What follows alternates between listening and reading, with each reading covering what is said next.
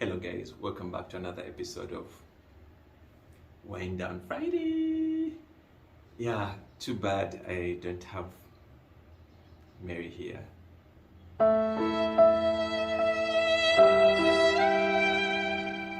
But I'm supposed to do this video with this other guy. But he keeps saying he's not hot. And you can only deal with hot girls here, you know what I mean? So today we would be drinking this guy. It's Le Cabernet Sauvignon Nederburg 2020, but unfortunately for me, I've not been okay to drink yet. So I'll humbly take my tea. If you ask me where am I putting the table I'm placing these things, there's no table. It's the floor. Anyway, guys, as the month of love comes to an end, I just wanted to share. I wanted to share something small. I'm thinking it's gonna be a short video, so I just wanted to share something small. What I was dealing with, especially when I was on the hospital bed for pretty much most of January. And what my thoughts were like when I was dealing with that, and I've chosen to go with the acronym of love, LOVE, and just give you guys a background story, how I ended up here, and how all this started. Bring in my shameless plug. This is a map of Zanzibar, and in a small town of Fumba, here, southern Zanzibar, that's where my love story started. Well, my wife said yes to me. And fast forward to, the marriage and everything, where they say, in sickness and in health. Guys, we didn't know we had to deal with it in sickness very soon until we dealt with it. And that was like one of the hardest times we've ever had to deal with. And that was Jan. Because I was rendered, I don't want to say useless, but I couldn't do anything for myself. I was just a lying couch potato, because I was in hospital for 16 days. And in between those 16 days, I had 2 surgeries, which were roughly a week apart. And when it was all said and done, this guy couldn't fit. I was so skinny. You can see there's life which has come back to my face. Thank God, because I'm also trying to up my appetite. I couldn't work out. But yeah, so why am I saying this? The acronym LOVE, starting with L, because L stands for love, is because I felt so loved. Okay, it's one thing when you are in hospital and you're seeing the same faces every day, and it's another when you are in hospital and you're seeing different faces every single day. Like the common ones are there, like my mom, my wife, my close friends, but seeing different faces every day was such a joy, and I felt so loved. It's like one thing I kept thinking about, like, when you get out of hospital, what are you going to do? I think the one thing I kept telling myself is I'm just going to give more of myself, like to people and to people and friends and even strangers, just to just show love, man, because it's very important to do that, because it can be lonely in there. I remember a nurse shared a story with me when I was, when they're treating me, like sometime in the middle of the night, and she said, you should be so grateful. I'm like, why? She's like, we have treated patients who haven't had like people visiting them every day. They'll get like one visitor one day, and then other days are like dry. And she's saying, like, but the thing with you is your room has been packed every single time. Like, you've had visitors from morning till late in the evening, and you should be grateful for that. And honestly, I am grateful for that, because even with the whole idea of love, that's going to narrow it down. That's the general. Now I'm going to narrow it down to like being loved, like by my wife. It's crazy, like when people ask me, like, what are some of the things that you love most about your wife? So I try not to focus more on the physical attributes, which are stunning, but I tried to focus more on her heart, because her heart and her mind, the things, wind interrupted. Anyway, her heart and her mind are like the things which blow me away the most, because like when a person knows you. I read something on I think it's on Pretty Brain's Instagram account, where she's talking about one of her friend who was talking about hanging out with the guys, and her friend was talking about boxing because she understands a female friend. So for me, it's the little things that my wife does. Like there's a time when recently when my wife was watching the NBA game and LeBron was breaking the all-time scoring record, and she was so invested. I'm like, LeBron has broken it. She's like, no way. She's like, I need to see. So I kept playing the clips for her because she knows how much I enjoy basketball, and she keeps telling me things. She knows her love for basketball has slightly grown, and because she wants to understand the things I enjoy. And even as a recovery present, she knows how much I love the outdoors so much. She's like, as a recovery present, I'm going to give you a tent. A tent? Are you serious? But she did that because that's who she is as a person. She wears her heart on her sleeves, and for that, I've been grateful to be loved. And yeah, in the words, like my friend likes to say, Charlie likes to say, like, yo man, I love my wife more.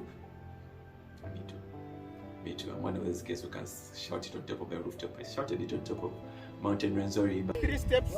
Yeah. My wife once asked me, how much do I love her?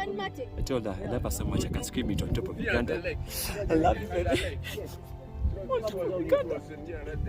But now, next phase, top of Africa. So phases, eh? I want to talk about the O, which is being an optimist. So there are many times when I was lying there, and it's easy to lose hope when you're in hospital and you can barely do stuff for yourself. I had drip here, which has been for, you can even still have some decoloration here, and I had 2 drips here. One was potassium, I think, and the other one was some antibiotic, and had an NG tube. And to get around was so hard, like to move around the room, and was sometimes so hard because I'm trying not to inconvenience people, and it was so easy to feel sorry for myself. But I tried to stay optimistic because I knew this day would pass, like it will come and pass. And every time they would come and test my vitals, and they're like, "Hey, your vitals are okay." So I'm like, okay, so what's not okay? Your potassium levels are low. I'm like, Jesus Christ. I never knew I needed so much potassium until, So the thing was staying optimistic even when I seeing days pass. Like I remember at the beginning of the year, my wife was asking me, "What do you want to do for your birthday?" It's like, I'm not excited about my birthday. Little did I know that I'd spend my birthday in hospital. Yeah, so I guess low-key the body knew, but the mind admitted, or the spirit knew, and the body hasn't. Whichever way you want to phrase it. Anyway, so staying optimistic really helps with the recovery, because remember, the doctor would tell me like, "Oh, you can work out, like you can do small steps," and I had to force myself to do that. And for me, being positive-minded, even in those situations, helped me, because there are many people who go in and don't come out, and they went in twice and they came out. So I had to stay optimistic in the whole situation. So the V is vision. My vision was, there's not a lot that you think about when you're in a hospital bed. And for me, it was mostly thinking about my wellness and my health, and how badly I wanted to get back to my physical self, like being fit and working out. And as humbled, like, water, you can't do anything. The only thing you can do was lie down or walk from that wall to this wall, and that was it. You can't walk, and when you get out, you can't do You can't do long distances for like 2 months, and you can't climb mountains. You can't. Everything was like, that was like a 2 month ban. I was like, okay. And for me, the vision for me, even in that state, was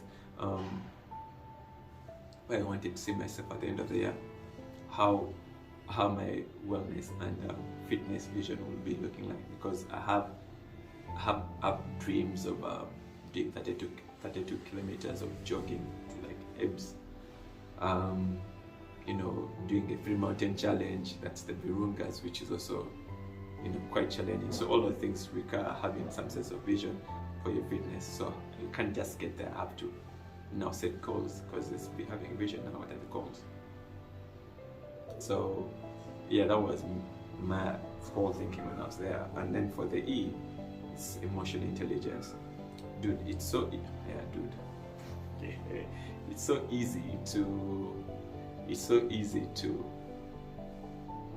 to let other people's feelings, to take in other people's feelings, and then respond with whatever it is that you're dealing with at that moment. And I remember this time when the doctor walked in and was like, you know what, we've discovered that we have to do a second surgery. And like, what do you mean you have to do a second surgery? And I looked around, and then they explained it. After explaining it to me, the room went quiet. My mom was quiet, my wife was quiet, my auntie was also quiet, and everybody was wondering, okay. So everybody was processing, but in my head, I knew guys were like scared. So me being me, I had to try to downplay it. I'm like, hey, so it's going to be, we're going to go in and out. It's going to be a quick in and out. So because you're sensing other people's emotions were like going off. Because my mom after that told me like, if she had talked, she would have broken down. So I'm like, I'm glad that I was being light in the moment, because I sensed the room, and as being trying to be aware of other people's feelings. And yeah, it helped, because it's one thing when you're the patient and you're the one who's worried. You have to be the one who is like, joyful, like I was. But Mary said I wasn't the most happy guy she knew at that time, because I was down once in the hospital. But anyway, I digress. So to wrap this up, I think I would say life is precious, and some of the things that you think about the most are really about love, care, and other things at the back burner.